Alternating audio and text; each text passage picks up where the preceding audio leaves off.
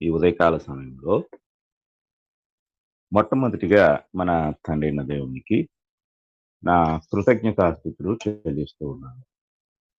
అలాగే వాక్యమును వినుటకు సిద్ధంగా ఉన్న ప్రియ సహోదరి సహోదరులందరికీ కూడా నా హృదయపూర్వకమైన వందనములు తెలియజేస్తూ ఉన్నాను. ప్రియమైన వాట్లరా, గడిచిన దినమున మనము ఆరాధన అనే అంశమును గురించి ధ్యానించడం జరిగింది. అందులో భాగంగా ఇశ్రాయేలీల ఆరాధన గూర్చి అనేక విషయాలు మనం నేర్చుకున్నాము. అలాగే ఈరోజు రెండవ ఆరాధన గురించి మనము ధ్యానించబోతున్నాము. దేవుని యొక్క వాక్యము నుండి ఆరాధన యొక్క ప్రాముఖ్యత ఎప్పుడైతే మనం తెలుసుకుంటామో, ఆరాధన యొక్క విలువ మన హృదయాల్లో స్థిరపరచబడుతుంది. విలువ అనేది అది మనం ఏ ఆరాధన చేస్తున్నామో ఆ ఆరాధన పట్ల మనము కనపరిచే ఒక ప్రత్యేకమైన భావన అయి ఉంటుంది.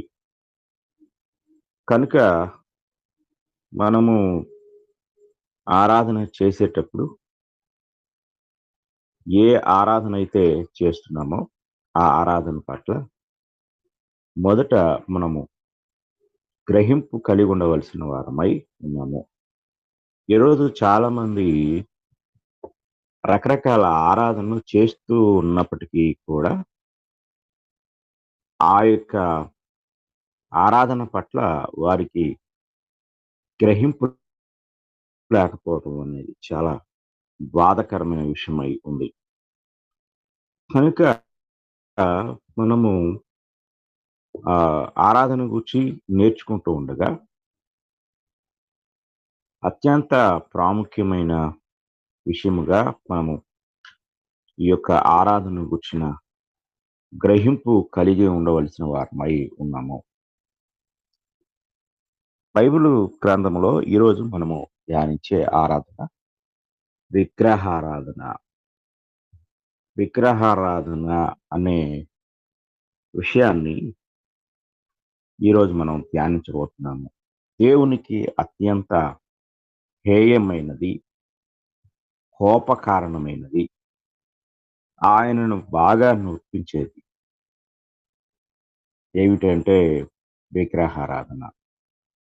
విగ్రహారాధన అనేది దేవుని నియమానికి, దేవుని ఆలోచనకు అది చాలా వ్యతిరేకమైనది. ఎందుకంటే విగ్రహారాధన అనేది పూర్తిగా దేవుని యొక్క సంకల్పాన్ని, ఉద్దేశాన్ని, దేవుని యొక్క గుణలక్షణాలను వ్యతిరేకించే విధానం. కనుక మనం జాగ్రత్తగా గ్రహించినట్లయితే విగ్రహారాధన దేవునికి అత్యంత కోపకారణంగా మనం గ్రహించగలము. మొట్టమొదటిగా మనము నిర్గమాకాండము 20వ అధ్యాయము 4వ వచనాన్ని మనం చదువుకున్నట్లయితే అక్కడ దేవుడు ఈ విగ్రహారాధనను గురించి ఇశ్రాయేలీయులకు ఇచ్చిన ధర్మశాస్త్రములో మొట్టమొదటిగా ఆయన ఆ ఆజ్ఞను తెలియజేస్తూ ఉంటాడు. ఈ ఆజ్ఞ మనము చాలా జాగ్రత్తగా పరిశీలించినప్పుడు, నేను తప్ప వేరొక దేవుడు నీకు ఉండకూడదు, పైన ఆకాశమందే కాని, క్రింది భూమి ఎందే కాని, భూమి క్రింద నేల ఎందే గాని ఉండు దేని రూపమునైనను విగ్రహమునైనను నీవు చేసుకొనకూడదు, వాటికి సాగిలపడకూడదు, వాటిని పూజింపకూడదు. ఏలయనగా నీ దేవుడనైన యెహోవానగు నేను రోషము గల దేవుడను, నన్ను ద్వేషించు వారి విషయంలో 3-4 తరముల వరకు తండ్రుల దోషమును కుమారుల మీదికి రప్పించుచు నన్ను ప్రేమించి నా ఆజ్ఞలు గైకొను వారిని 1000 తరముల వరకు కరుణించు వాడనై ఉన్నాను. ఇది మొట్టమొదటిగా దేవుడు ఇశ్రాయేలుకి ఇచ్చిన చట్టములో దేవుడు వారికి ఇచ్చిన ఆజ్ఞ. ఈ ఆజ్ఞ ఇశ్రాయేలీయులకు అత్యంత ప్రాముఖ్యమైంది. నేను తప్ప వేరొక దేవుడు నీకు ఉండకూడదు అని దేవుడు చెప్తూనే ఆ ఆజ్ఞను ఆయన వివరించారు. ఎలా వివరించారు అనేది మనం ఆలోచన చేసినప్పుడు, పైన ఆకాశం అందే కాని, క్రింద భూమి ఎందే కాని, భూమి క్రింద నీళ్ల ఎందే గాని ఉండు దేని రూపమునైనను విగ్రహమునైనను, అంటే ఆకాశము, భూమి, భూమి క్రింద నీళ్లు, ఈ 3 స్థలాల్లో మనిషి భూమి మీద నివసిస్తాడు. పైకి చూస్తే ఆకాశం కనపడుతుంది, క్రింద నీళ్లు. ఈ 3 స్థలాల్లో ఇక ఈ 3 దాటితే మనకి ఇంకేం కనిపించదు. అంటే ఒక్క మాటలో చెప్పాలంటే ఈ విశ్వములో ఉన్న ఏ రూపము కూడా, ఈ యొక్క విశ్వములో ఎలాంటి రూపాన్ని, విగ్రహాన్ని నీవు చేసుకోకూడదు. అంటే ఈ 3 స్థలాల్లో ఏ రూపాన్ని చేసుకోలేనప్పుడు మనిషి ఇక దేని చేయలేడు. ఇక ఇక మనిషి విగ్రహం చేయడానికి మరొక అవకాశం లేదు. కనుక దేవుడు ఈ ఆజ్ఞను చాలా ఖండితంగా తెలియచేశాడు. కనుక దేవుడు పదే పదే ఆయన సెలవిచ్చిన ఆజ్ఞ, ఆయన అనేక సార్లు ఖండించిన ఈ యొక్క విధానం ఏమిటంటే విగ్రహారాధన. కనుక జాగ్రత్తగా మనం ఆలోచించినట్లయితే ఆ తర్వాత 23వ అధ్యాయం, నిర్గమకాండం 23వ అధ్యాయానికి మనం వెళ్ళినట్లయితే 23వ అధ్యాయంలో కూడా దేవుడు వారితో అనగా ఇశ్రాయేలుతో తెలియచేస్తూ ఇలాగ ఆయన సెలవిస్తూ ఉంటాడు. చూడండి, మనం 23వ అధ్యాయము 23వ వచనం నుండి చదువుకున్నాము. ఎట్లనగా నా దూత నీకు ముందుగా వెళ్ళుచు అమోరీయులు, హిత్తీయులు, పెరిజీయులు, కనానీయులు, హివ్వీయులు, యెబూసీయులను వారున్న చోటుకు నిన్ను రప్పించును. నేను వారిని సంహరించెదను. వారి దేవతలకు సాగిలపడకూడదు, వాటిని పూజింపకూడదు. వారి క్రియల వంటి క్రియలు చేయక వారిని తప్పక నిర్మూలము చేసి వారి విగ్రహములను బొత్తిగా పగులగొట్టవలెను. ఇది చాలా జాగ్రత్తగా మనం గ్రహించాలి. అంటే కనాను దేశాన్ని ఇశ్రాయేలీయులు స్వాధీనపరుచుకున్నప్పుడు వారు చేయవలసిన విధానం ఇది. వారి శత్రువుల దేవతల తట్టు వారు తిరగకూడదు. కనుక వారి యొక్క విగ్రహం వీరు అనుసరించకూడదు. ప్రాముఖ్యంగా దేవుడు వారి విగ్రహాలను బొత్తిగా అంటున్నాడు. బొత్తిగా అంటే కంప్లీట్ గా పగలగొట్టాలి అంటాడు. అంటే ఇశ్రాయేలీయులు శత్రువుల యొక్క విగ్రహాల వైపు తిరిగి విగ్రహారాధన వైపు వెళ్తారేమో అనేది దేవుని యొక్క ఆలోచన. కనుక ముందుగా వారి విగ్రహాలను పగలగొట్టండి అంటున్నాడు.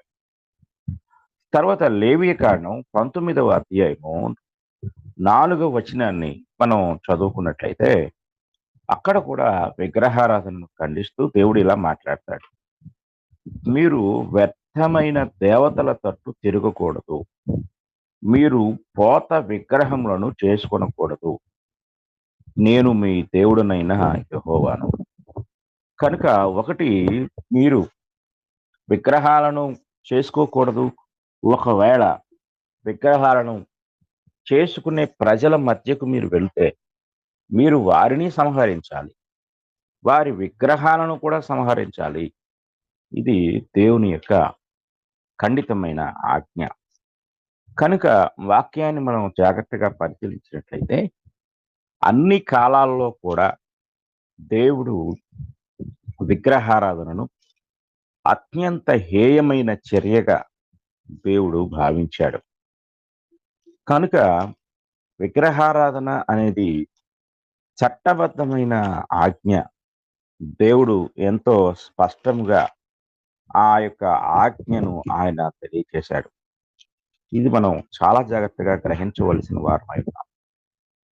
కనుక దేవుని వాక్యాన్ని మనం పరిశీలన చేసినట్లయితే ఇశ్రాయేలీయులు మొట్టమొదటిగా అరణ్య ప్రయాణ కాలంలో ఉన్నప్పుడు వారు విగ్రహారాధన చేసి దేవునికి కోపానికి గురైన సంఘటనల మనం చూసినప్పుడు నిర్గమకాండము 32వ అధ్యాయంలో మనకి ఈ విషయాలు కనపడతాయి. 32వ అధ్యాయం 1వ వచనాన్ని చదువుతున్నాం. మోషే కొండ దిగకుండా తడవు చేయుట ప్రజలు చూచినప్పుడు ఆ ప్రజలు అహరోను వద్దకు కూడి వచ్చి, లెమ్ము, మా ముందర నడుచుటకు ఒక దేవతను మా కొరకు చేయుము అన్నారు. వారికి ఆ ఆలోచన ఎందుకు వచ్చిందంటే, వారు ఆల్రెడీ ఐగుప్తులో ఉన్నారు. ఐగుప్తును 430 సంవత్సరాలు వారు ఐగుప్తును చూశారు. ఐగుప్తులో ఉన్న విగ్రహారాధన వారికి బాగా అలవాటైపోయింది. విగ్రహాలను తయారు చేసే విధానాన్ని వారు చూశారు. కనుక ఇప్పుడు దేవుడు అంటే తయారు చేయబడేవాడు అని వారికి అర్థమైపోయింది. కనుక వారు దేవుని తయారు చేయమంటున్నారు. తయారు చేసి మా ముందర ఉంచు అంటున్నారు. అంటే ఇక్కడ ఈ విషయాన్ని మనం గమనించినట్లయితే దేవుని గూర్చిన అవగాహన వారు లేకుండా ఉన్నారు. ఈరోజు విగ్రహాలను తయారు చేసేవారు కూడా విషయాన్ని, విగ్రహ రూపాన్ని తయారు చేసేటప్పుడు ఈ విషయాన్ని మర్చిపోతున్నారు. ఆ తర్వాత మనము 4వ వచనానికి వద్దాం. అతడు వారి యొద్ద వాటిని తీసుకొని పోగరుతో రూపమును ఏర్పరిచి దానిని పోత పోసిన దూడగా చేసెను. అప్పుడు వారు, ఓ ఇశ్రాయేలు, ఐగుప్తు దేశంలో నుండి నిన్ను రప్పించిన నీ దేవుడు ఇదే అనిరి. అహరోను అది చూచి దాని ఎదుట ఒక బలిపీఠము కట్టించాను. మరియు అహరోను రేపు యెహోవాకు పండుగ జరుగునని చాటింపగా, మరునాడు వారు ఉదయమున లేచి దహన బలులను సమాధాన బలులను అర్పించిరి.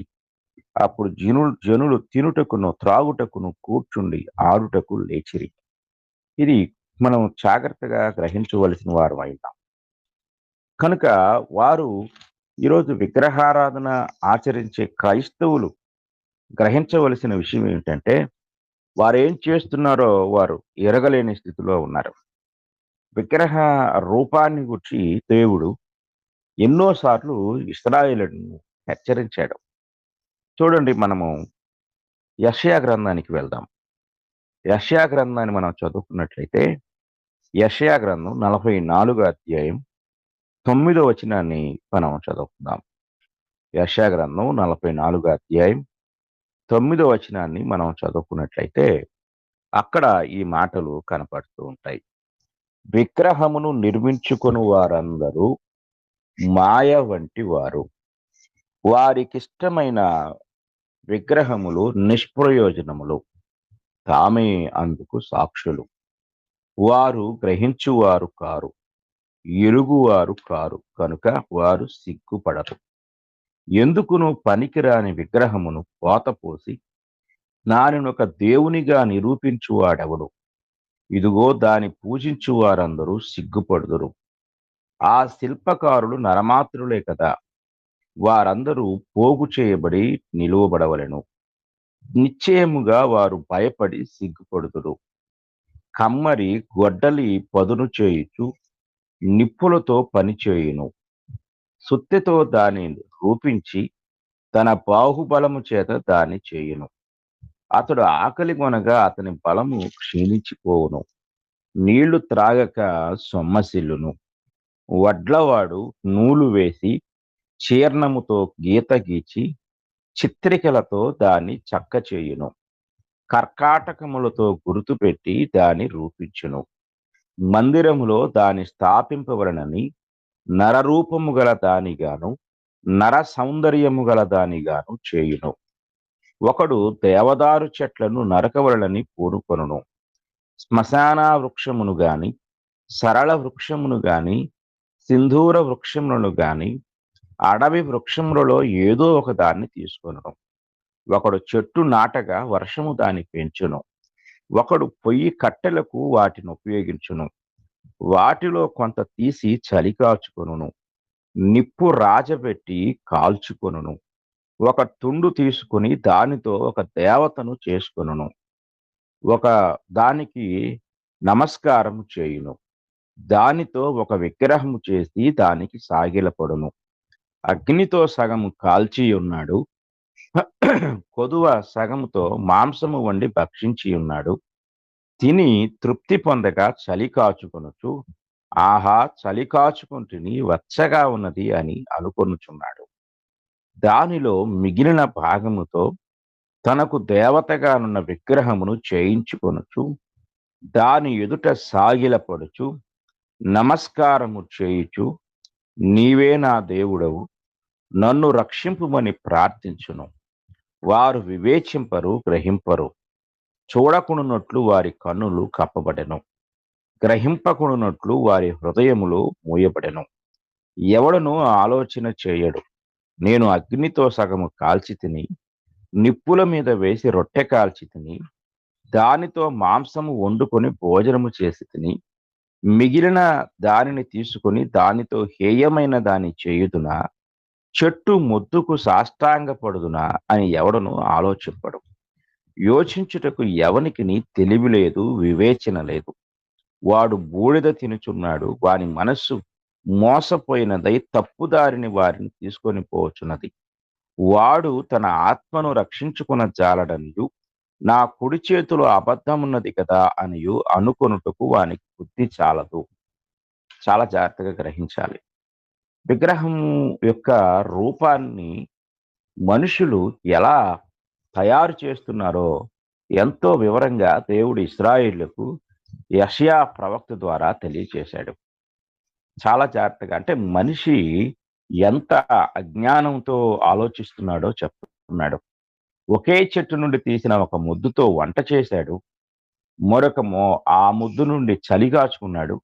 మరలా అదే ముద్దుతో విగ్రహాన్ని తయారు చేసి దానికి సాష్టాంగపడి నీవే నా సృష్టికర్తవు అని చెప్పటం ఎంత అవివేకం.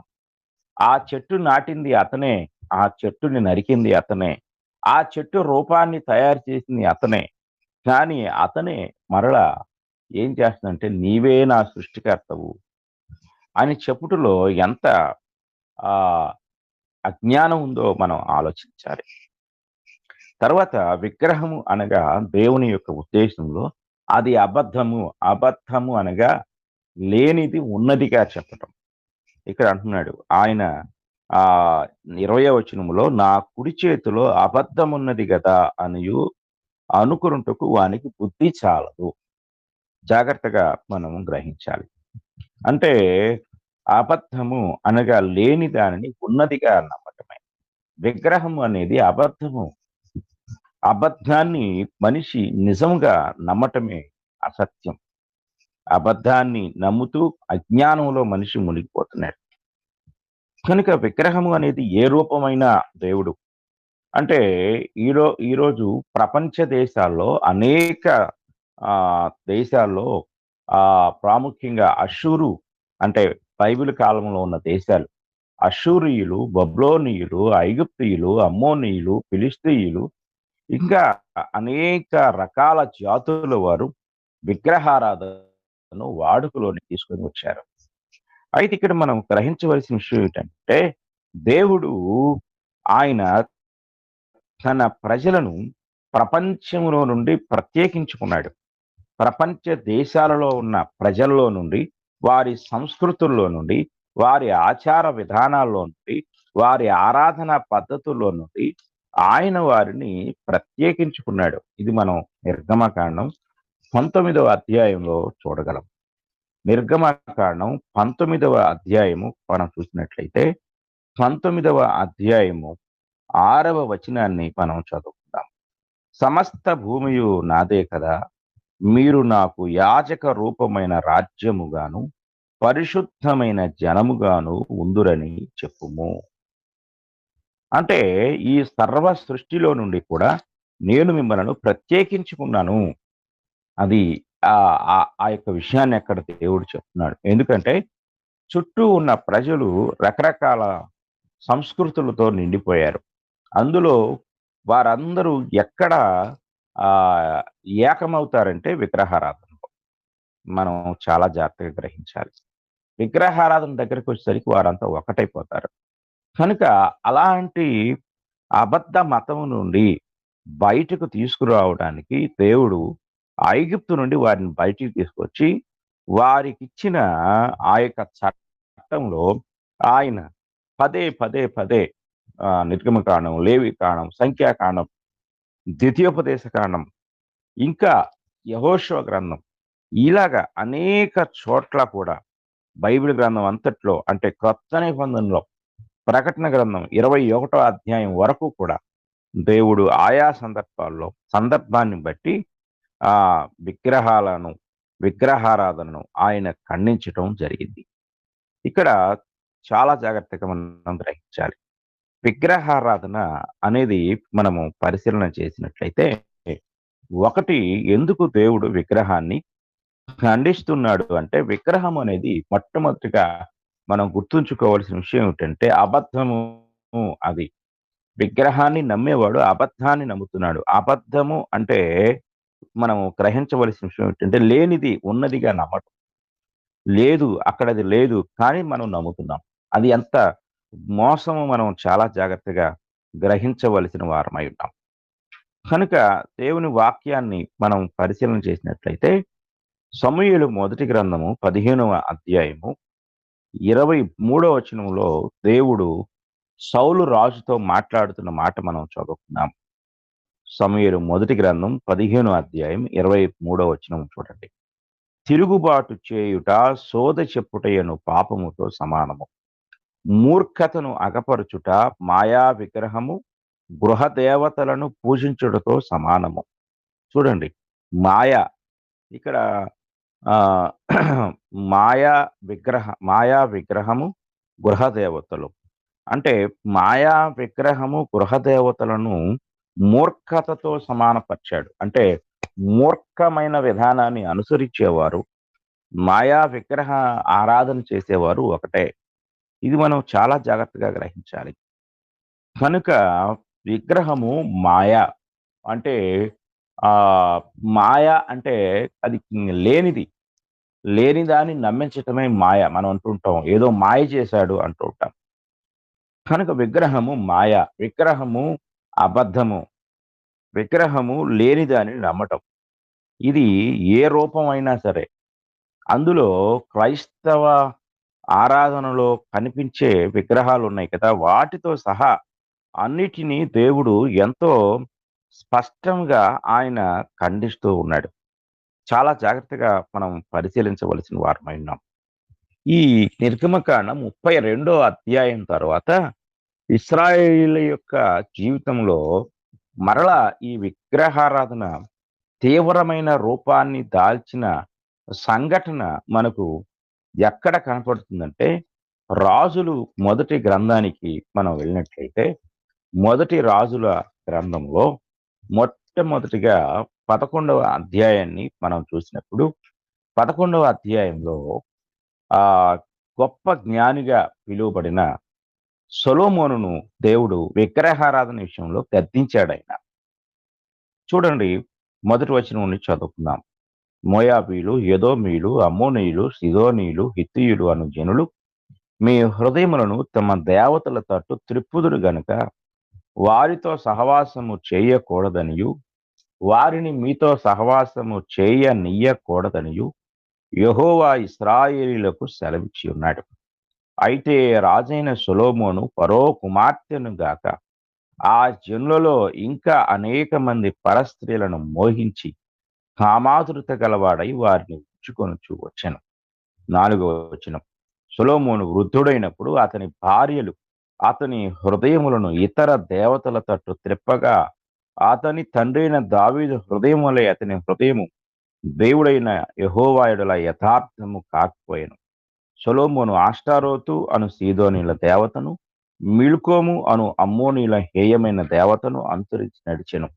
ఈ ప్రకారము సొలొమోను యెహోవా దృష్టికి చెడు నడత నడిచి తన తండ్రి అయిన దావీదు అనుసరించినట్లు యథార్థ హృదయముతో యెహోవాను అనుసరింపలేదు. సొలొమోను కెమోషు అను మోయాబీల హేయమైన దేవతకును, మోలెకు అను అమ్మోనీల హేయమైన దేవతకును యెరూషలేము ఎదుటనున్న కొండ మీద బలిపీఠములను కట్టించెను. తమ దేవతలకు ధూపము వేయుచు బలులనర్పించుచుండిన పరస్త్రీలైన తన భార్యల నిమిత్తము అతడు ఇలాగు చేశాను. చాలా జాగ్రత్తగా గ్రహించాలి. తర్వాత వచనాలు చూస్తే దేవుడు ఆయన్ని ఖండిస్తాడు, గద్దిస్తాడు. అయినా సరే సొలొమోను హృదయము దేవుని మీద నుండి తొలగిపోయింది. కనుక సొలొమోను దేవుని యొక్క కృపలో నుండి తొలగిపోయాడు.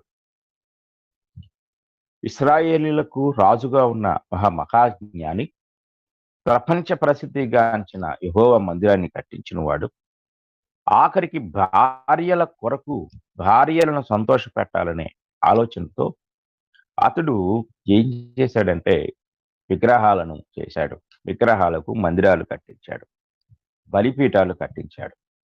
ఇది చరిత్రలో విగ్రహారాధన యొక్క పునః ప్రారంభం. అది తీవ్రమైన రూపం ఎక్కడ దాల్చింది అంటే, మనం 12వ అధ్యాయానికి వెళ్దాం. మొదటి రాజుల గ్రంథం 12వ అధ్యాయంలో సొలొమోను చేసిన పాపం వలన రాజ్యం 2 ముక్కలుగా విడిపోతుంది. సొలొమోను తర్వాత ఇశ్రాయేలు రాజ్యము 2 ముక్కలైన తర్వాత యూదా గోత్రానికి రాజుగా సొలొమోను కుమారుడైన రెహబాము రాజైతే, ఆ తర్వాత 10 గోత్రాలకి యరొబాము రాజవుతాడు. యరొబాము ఒక సాధారణ సైనికుడు. అంటే సొలొమోను హయాంలో అతడు సైనికుడిగా పనిచేశాడు. సైనికుడిగా పనిచేసిన ఇతడు అదృష్టవశాత్తు ఇశ్రాయేలు 10 గోత్రాల వారు ఇతన్ని రాజుగా ఎన్నుకుంటారు. రాజుగా ఎన్నుకున్న తర్వాత అతను ఈ అధికారాన్ని, ఈ రాజ్యాన్ని దేవుడే నాకిచ్చాడు అన్న విషయాన్ని పక్కన పెట్టి, ఆ తనకు అదృష్టవశాత్తు దొరికిన అధికారాన్ని నిలబెట్టుకోవటానికి నానా తంటాలు పడుతూ ఉన్నాడు. అతడు చేసిన పని ఏమిటనేది మనం ఆలోచించినట్లయితే చూడండి, మనము 12వ అధ్యాయము 25వ వచనం నుండి చదువుకుందాం. తరువాత యరొబాము ఎఫ్రాయిము మన్యమందు షెకెమను పట్టణము కట్టించి అచ్చట కాపురం ఉండి అచ్చట నుండి బయలుదేరి పెనుయేలును కట్టించాను. అంటే 2 పట్టణాలను కట్టించాడు. ఈ జనులు యెరూషలేమునందున్న యెహోవా మందిరమందు బలులు అర్పించుటకు ఎక్కిపోవచ్చుండిన యెడల ఈ జనుల హృదయము యూదా రాజైన రెహబాము అను తమ యజమాని తట్టు తిరుగును. అప్పుడు వారు నన్ను చంపి యూదా రాజైన రెహబామునొద్ద మరలా చేరుదురు.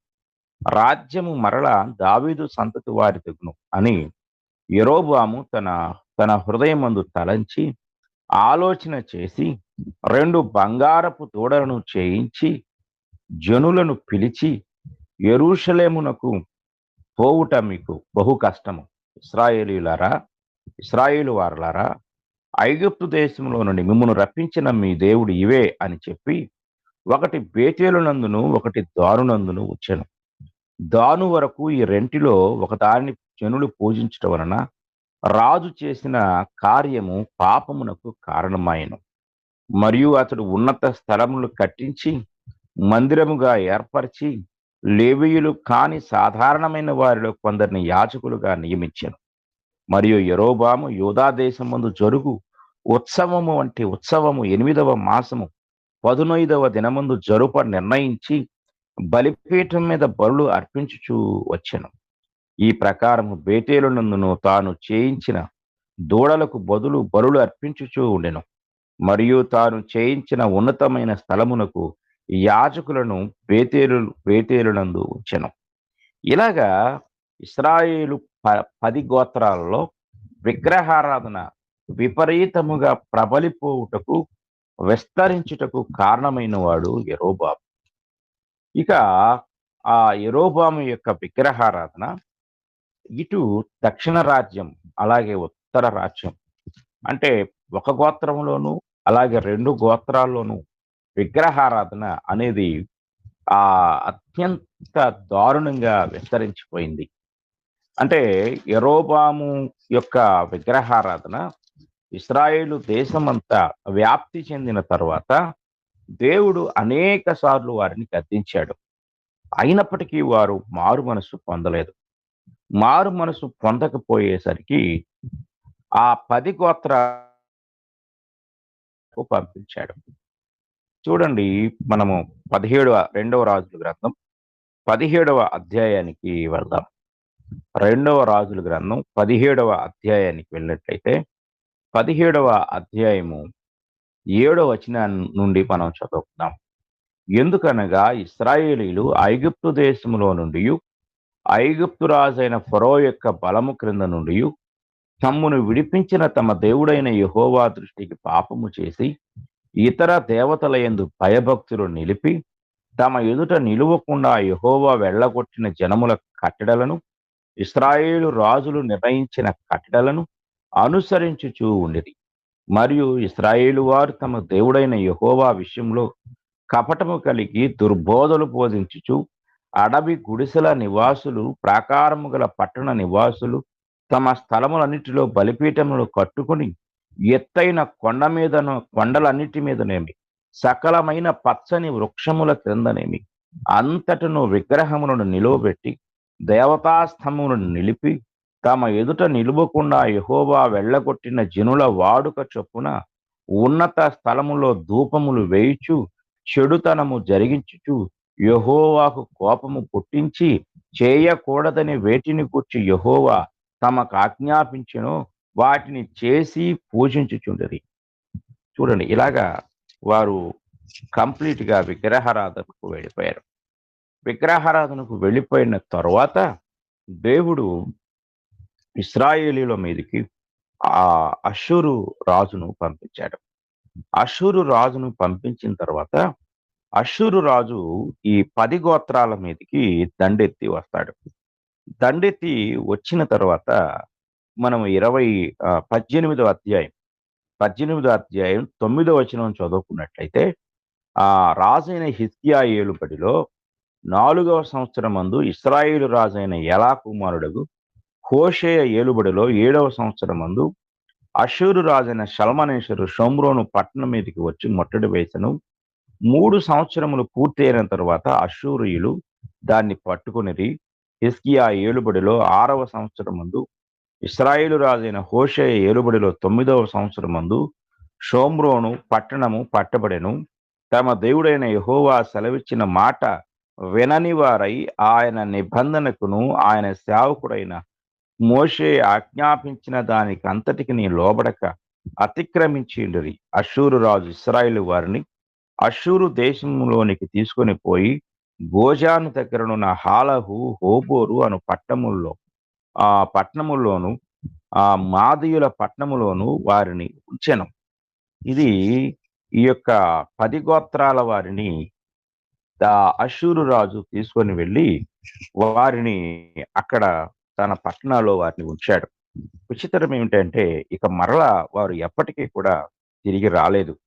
అంటే ఇశ్రాయేలు దేశానికి వారు తిరిగి రాలా. ఆ తరువాత మనం గమనించినట్లయితే ఆ ఒక రాజ్యం అంటే ఉత్తర రాజ్యము చెరకు వెళ్ళిపోయింది.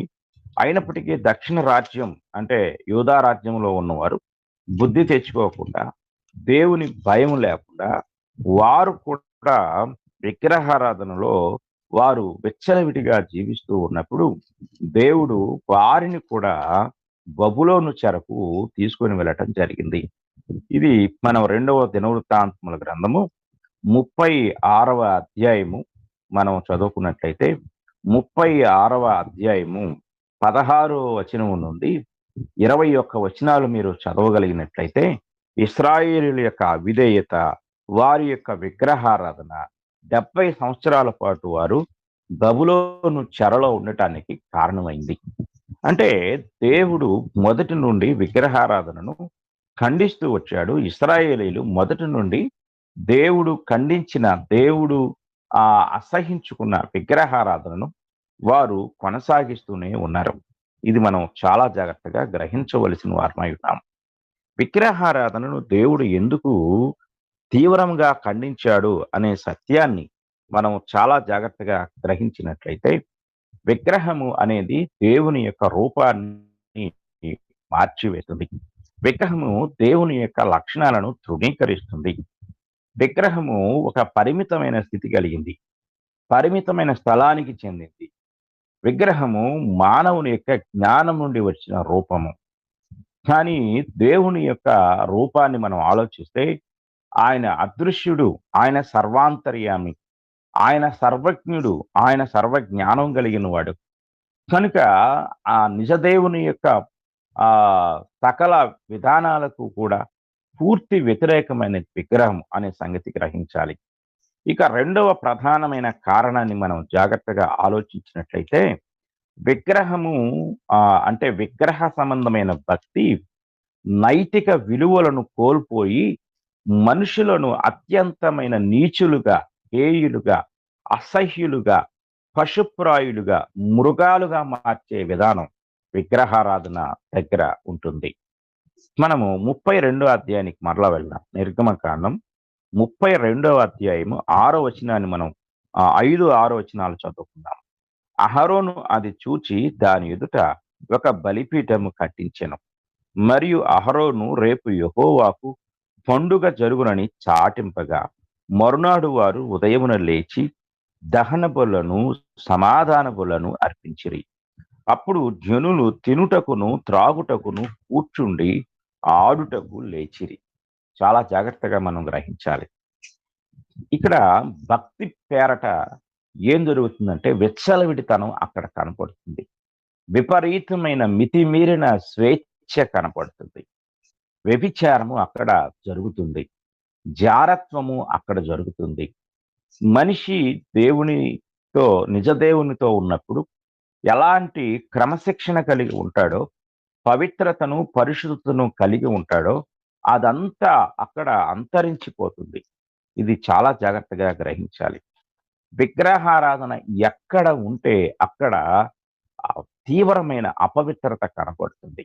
ఇది మనం చాలా జాగ్రత్తగా గ్రహించాలి. అందుకే విగ్రహారాధనను, విగ్రహార్పితమైన దానిని దేవుడు తినడానికి అస్సలు ఒప్పుకోలేదు. ఇది మనం జాగ్రత్తగా గ్రహించాలి. ఆయన విగ్రహారాధనను గురించి మాట్లాడుతూ అనేక విషయాలను తెలియచేయటం జరిగింది. విగ్రహారాధన మొదటిగా నైతిక విలువలు లేని జనాంగాన్ని సృష్టిస్తుంది. ఇది మనం చాలా జాగ్రత్తగా గ్రహించవలసిన వారమై ఉన్నాం. కనుక అపోస్తులు 17వ అధ్యాయం మనం చదువుకున్నట్లయితే అక్కడ దేవుడు ఎలాంటి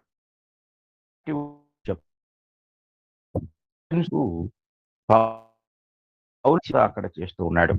చూడండి, మనం 29వ వచనాన్ని చదువుకుందాం. 26 నుండి చదువుకుందాం. చాలా వివరాలు అక్కడ ఉంటాయి. మరియు యావత్ భూమి మీద కాపురం ఉండుటకు ఆయన ఒకరి నుండి ప్రతి జాతి మనుషులను సృష్టించి, వారు ఒకవేళ దేవుని తడవులాడి కనుగొందురేమో నన్ను వెదకు నిమిత్తము నిర్ణయ కాలమును వారి నివాస స్థలము యొక్క పొలిమేరలను ఏర్పరచెను.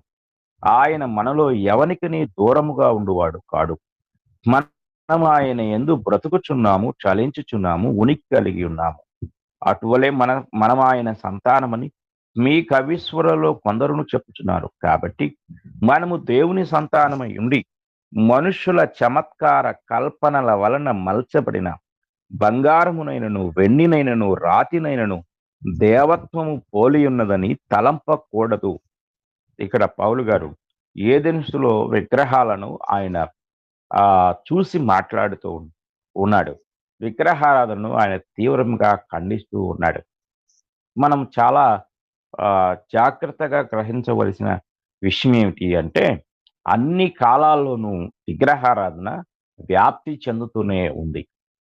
కొన్నిసార్లు విగ్రహారాధన ఆయా కాలాల్లో ఉన్న రాజుల యొక్క లగ్జరీకి నిదర్శనంగా, వారి పేరు ప్రతిష్టలకు నిదర్శనంగా వారు భావించి విగ్రహాలను తయారు చేయటంలో పేరు ప్రఖ్యాతులు సంపాదించడానికి, విగ్రహాల ద్వారా కీర్తి ప్రతిష్టలు పెంచుకోవటానికి వారు చేశారు. అందుకే మనకు ఇక్కడ ఎఫెసీలో ఒక విగ్రహం కనపడుతుంది.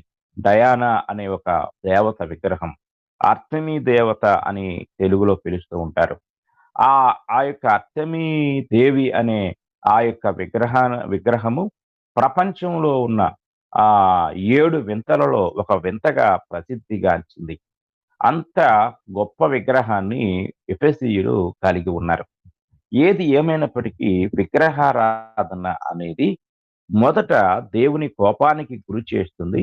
రెండవది మనిషిని కనీస నైతిక విలువలు కోల్పోయిన వారిగా తయారు చేస్తుంది. మీరు జాగ్రత్తగా గ్రహించండి. ఇశ్రాయేలీయులు విగ్రహాన్ని మాత్రమే వారు చేసుకోలేదు. కానీ విగ్రహ విగ్రహాన్ని ఆరాధించే క్రమంలో తిన్నారు, త్రాగారు, ఆడుటకు లేచారు. విగ్రహారాధన ఎక్కడైతే ఉంటుందో అక్కడ నీచ సంస్కృతి ప్రబలుతుంది. ఇది దేవుడు దాన్ని ఖండించటానికే చట్టాన్ని ఇచ్చాడు. రోమీయులకు రాసిన పత్రిక మొదటి అధ్యాయాన్ని మనం జాగ్రత్తగా గమనించినట్లయితే 24 వచనం నుండి మనం చదువుకుందాం. ఈ హేతువు చేత వారు తమ హృదయముల దురాశలను అనుసరించి తమ శరీరములను పరస్పరము అవమానపరుచుకున్నట్లు దేవుడు వారిని అపవిత్రతకు అప్పగించెను. అట్టి వారు దేవుని సత్యమును అసత్యమునకు మార్చి సృష్టికర్తకు ప్రతిగా సృష్టమును పూజించి సేవించిరి. యుగముల వరకు ఆయన స్తోత్రార్హుడై ఉన్నాడు. ఆమేన్. ఈ సందర్భంలో విగ్రహారాధనను గూర్చి, విగ్రహ తయారీని గూర్చి, విగ్రహాన్ని ఆరాధించే వారిని గూర్చి పౌలు గారు ఈ అధ్యాయంలో చాలా చర్చ చేశారు. ఈ చర్చలో విగ్రహాలను గూర్చి ఆయన మాట్లాడుతూ విగ్రహారాధన చేసే ప్రజల యొక్క విధానం ఎలా ఉంటుందో చెప్తున్నాడు. మొట్టమొదటిగా దేవుడు వారిని అపవిత్రతకు అప్పగించెను అన్నాడు. ఆ తరువాత 26వ వచనానికి వస్తే, అందువలన దేవుడు తుచ్చమైన అభిలాషలకు వారిని అప్పగించెను. వారి స్త్రీలు సైతము స్వాభావికమైన ధర్మమును విడిచి స్వాభావిక విరుద్ధమైన ధర్మమును అనుసరించిరి. అటువలే పురుషులు కూడా స్త్రీ యొక్క స్వాభావికమైన ధర్మమును విడిచి పురుషులు అవాచ్యమైనది చేయుచు తమ తప్పిదమునకు తగిన ప్రతిఫలమును పొందుచు ఒకరి ఎడల ఒకరు కామతప్తులైరి. మరియు వారు తమ మనస్సులో దేవునికి చోటియ్యనొల్లకపోయిరి కనుక చేయరాని కార్యములు చేయుటకు దేవుడు భ్రష్ట మనస్సుకు వారిని అప్పగించెను. చాలా విషయాలు ఇక్కడ ఉంటాయి. 32వ వచనానికి వద్దాం. ఇట్టి కార్యములను అభ్యసించువారు మరణమునకు తగిన వారు అను దేవుని న్యాయ విధిని వారు బాగుగా ఎరిగియుండి వాటిని చేయుచున్నారు. ఇది మాత్రమే గాక వాటిని అభ్యసించు వారితో సంతోషంగా సమ్మతించుచున్నారు. మీరు జాగ్రత్తగా గ్రహించితే ఐగుప్తీయుల యొక్క విగ్రహారాధన మనం జాగ్రత్తగా గ్రహించగలం. దాన్నే కాపీ కొట్టారు సీనాయి కొండ దగ్గర ఇశ్రాయేలీయులు. ఆ తర్వాత బబులోనులో విగ్రహారాధన మనం చూస్తే బబులోనులో ఒక పెద్ద దేవతా విగ్రహం ఉండేది. ఆ విగ్రహము దగ్గర ఆ ఆ రకరకాల పూజలు జరుగుతూ ఉండేవి. అందులో చాలా మంది స్త్రీలు దేవదాసీలు అనేవారు ఉండేవారు. దేవదాసీలు అంటే దేవుని కొరకు ప్రతిష్ఠించబడిన స్త్రీలు. అక్కడికి ఆ యొక్క దేవతను ఆరాధించడానికి వెళ్ళే పురుషులు ఆ యొక్క దేవదాసీలతో వ్యభిచరించేవారు. అది అక్కడ ఆరాధన. అది వ్యభిచారం అని మనం అనుకుంటూ ఉంటాం. అంటే మన దేవుని చట్టము దాన్ని వ్యభిచారము అని పేరు పెట్టింది. జారత్వము అని పేరు పెట్టింది. కానీ అక్కడ అది వారి యొక్క భక్తి కార్యక్రమం. ఇప్పుడు మన దేశంలో కూడా మీరు చూసినట్టయితే ఈ దేవదాసి వ్యవస్థ ఇటు మన ఆంధ్ర ప్రాంతంలోను, అలాగే జోగిని వ్యవస్థ తెలంగాణ ప్రాంతంలోను కనపడుతుంది. ఈ వ్యవస్థలకు మూలం ఏమిటంటే విగ్రహారాధన. విగ్రహ ఆరాధికులను అక్కడికి వచ్చిన స్త్రీలు లేక వచ్చిన పురుషులతో స్త్రీలు ఆ దేవదాసీలు వ్యభిచరిస్తూ ఆ యొక్క భక్తిని జరిగిస్తూ ఉంటారు. అంటే ఎక్కడ విగ్రహారాధన ఉంది, అక్కడ నైతిక విలువలు లేని జీవన విధానం కనపడుతుంది. అందుకే దేవునికి అత్యంత కోప కారణం. మీరు చూడండి రోమీల సంస్కృతి చూస్తే దేవుడు ఆదాము ఆదామును వివాహం చేసుకోవటానికి ఇంకొక ఆదామును సృష్టించలేదు గానీ, పూర్తి రూపంతో పూర్తి వ్యతిరేకమైన అంటే వేరైన, భిన్నమైన అవయవాలు కలిగిన స్త్రీని దేవుడు తయారు చేశాడు. కనుక ఒక పురుషుడు, ఒక స్త్రీ వివాహ నియమం. కానీ రోమన్ కల్చర్‌లో ఏమొచ్చింది అంటే, వారు స్త్రీలు వివాహం చేసుకున్నారు. పురుషులు వివాహం చేసుకున్నారు. అంటే ఇప్పుడు మనం చూస్తూ ఉంటాం. గే కల్చర్ అనేది అక్కడ మనం చూస్తూ ఉంటాం. కనుక ఆహ్, ప్రకృతి విరుద్ధమైన విధానాలకు మూలము విగ్రహారాధన. దైవ నియమానికి హ్మ్. విరుద్ధమైనది విగ్రహారాధన. దేవుడు సృష్టించిన ఆ పవిత్రమైన జనాంగం ఈ భూమి మీద తయారు కావాలి అని దేవుడు సంకల్పించిన వివాహ చట్టానికి విరుద్ధమైనది విగ్రహారాధన. దేవుని యొక్క నియమాలను మార్చివేసేది విగ్రహారాధన. ఇన్ని విషయాలు విగ్రహారాధనలో ఉన్నాయి. కనుక దేవుని యొక్క వాక్యము విగ్రహారాధనను ఖండిస్తూ ఉంది. ఇది మనం చాలా జాగ్రత్తగా ఆలోచించవలసిన వారమై ఉన్నాం. కనుక దేవుని పిల్లలముగా మనము విగ్రహారాధనను నుండి దూరముగా పారిపోవాలి అనే నియమాన్ని మనము కలిగి ఉన్నాం. కనుక ప్రియమైన వర్లరా విగ్రహారాధన గూర్చి అనేక విషయాలు మనము ధ్యానించాం. కనుక ఇంకా మరి విగ్రహారాధన, విగ్రహార్పితము అనే విషయాలను గూర్చి దేవుని చిత్తమైతే తదుపరి రేపటి దినాన మనము వాటిని గూర్చి ధ్యానిద్దాం. కనుక విగ్రహారాధనను గూర్చిన అవగాహన ఈరోజు దేవుని పిల్లలముగా, క్రైస్తవులముగా మనము కలిగి ఉండవలసిన వారమై ఉన్నాం. ఎవరైతే విగ్రహారాధనను గూర్చిన గ్రహింపు లేకుండా విగ్రహారాధన భక్తి పేరుతో శిలువను పూజించేవారు, అలాగే మరియమ్మ విగ్రహాలను, అలాగే యేసుప్రభు విగ్రహాలు అని పిలువబడుతున్న విగ్రహాలను చేసుకునేవారు. ఇదిగో ఇక్కడ ఈ అన్యులు ఎలాంటి విగ్రహారాధన చేస్తున్నారో దానితో సమానమైన విగ్రహారాధన చేస్తూ ఉన్నారు. మీరు చూడండి ఇక్కడ విగ్రహారాధన నైతిక విలువలు లేని జీవితాన్ని కనపరుస్తుంది. ఈ ఈ ఈ సమయంలో మనం అనేక చోట్ల తిరునాళ్ళు అని జరుగుతూ ఉంటాయి. అక్కడ మీరు చూడండి. అక్కడ భక్తి పేరట జరిగే అనేక అసహ్యమైన కార్యాలు, అర్ధనగ్న నాట్యాలు, అక్కడ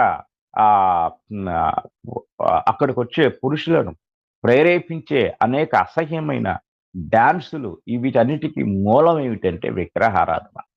విచిత్రం ఏమిటంటే ఆలయాల దగ్గర జరిగే ఈ తిరునాళ్ళు, ఈ యొక్క జాతరలు ఈనాడు క్రైస్తవ చర్చిల దగ్గరికి వ్యాపించాయి. చర్చిల దగ్గర మీరు జాగ్రత్తగా గ్రహించినట్లయితే కృష్ణా జిల్లా నూజివీడు నేను వెళ్తూ ఉంటే అక్కడ ఒక పుణ్యక్షేత్రం అనేది కనపడుతుంది. ఆ పుణ్యక్షేత్రానికి ఏదో పేరుంది, నాకు గుర్తులేదు. పుణ్యక్షేత్రం అనే పేరు అది అన్య ఆలయాలకు సంబంధించిన పేరు. కనుక అన్య ఆలయాల్లో జరిగే అన్య ఆరాధనలు, విగ్రహాలు, అన్య సాంప్రదాయ సంబంధమైన విధానాలు అవన్నీ కూడా ఈరోజు క్రైస్తవ్యంలో ప్రవేశించాయి. దేవుని మనసు ఎంతో నొప్పిస్తూ ఉన్నాయి. కనుక ఒక వ్యక్తి భౌతికమైన పాపాన్ని చేస్తున్నా దేవుడు అంతగా ఒకవేళ కోపగించడేమో, అంటే కోపగిస్తాడు. కానీ విగ్రహారాధన ఆయనకు అత్యంత కోపాన్ని పుట్టిస్తుంది. తీవ్రమైన కోపాన్ని పుట్టిస్తుంది. కనుక దయచేసి మనము విగ్రహారాధన విషయంలో అవగాహన కలిగి ఉండాలి. విగ్రహం ఎక్కడ ఉంటుందో అక్కడ మనుషులు విలువలను కోల్పోతారు. నైతిక విలువలను కోల్పోతారు. పవిత్రతను కోల్పోతారు.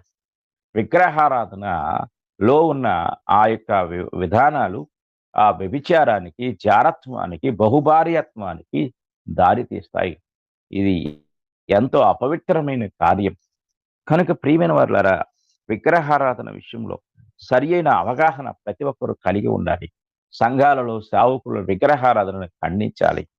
విశ్వాసుల యొక్క మనోభావాలు దెబ్బతింటాయనో, లేకపోతే వారి ద్వారా వచ్చే ఆదాయం తగ్గిపోతుందనో భ్రమలో పడి విశ్వాసులను ఖండించని సేవకులు విగ్రహారాధనకు పరోక్షంగా ప్రోత్సాహకులవుతారు. కనుక మనం ఈరోజు వాక్యాన్ని వింటూ ఉండగా విగ్రహారాధన గూర్చిన గ్రహింపు కలిగి ఉండాలని నేను మీకు తెలియజేస్తూ ఈ మాటలు ముగిస్తూ ఉన్నాను. ఇంతవరకు శ్రద్ధగా విన్న మీ అందరికీ కూడా నా హృదయపూర్వకమైన వందనములు తెలియజేస్తూ ఉన్నాను.